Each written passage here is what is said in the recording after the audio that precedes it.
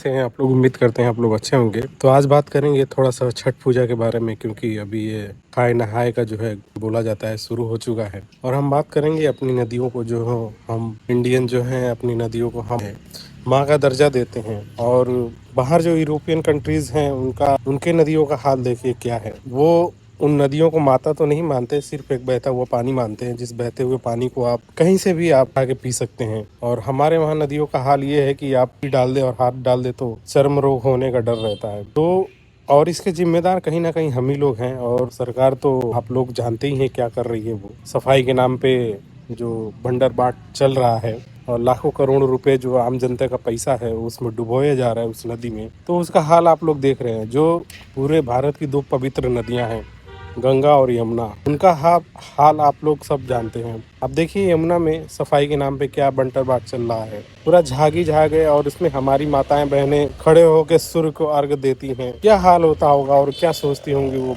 सरकार के बारे में कि एक नदी को साफ करने के लिए कम से कम पार्टी दूसरे को कोसती है, दूसरी पार्टी तीसरे को कोसती है। तो ये हाल है हमारी सरकारों का। तो नीयत साफ होनी चाहिए कोई भी काम करने के लिए। तो नीयत साफ रखोगे तो नदी ऐसे ही साफ हो जाएगी। आपको कुछ करने की जरूरत नहीं है। आप इतने सारे प्लान बनाते हैं, एग्जीक्यूट जमीन पे होता है ना के बराबर ही है। जो पूरे भारत का वन सीवेज है वो पूरे गंगा नदी में ही जाता है। पूरे गंगा नदी में 1/3 भारत का सीवेज है। और 60 से 70% जो कचरा जो है यमुना नदी में जाता है, जो दिल्ली का है। तो इसको रोकने का कहीं ना कहीं आपको व्यवस्था बनानी पड़ेगी, तभी ये सारी चीज़ें दूर हो पाएंगी। नहीं तो हम आपस में ही ऐसे लड़ते रहेंगे और उसका हल निकलने वाला कुछ नहीं है। तो बेटर है कि आप हल निकालिए, ना कि आप आरोप प्रत्यारोप कीजिए एक दूसरे के ऊपर कि उसने नहीं किया हमने कर दिया।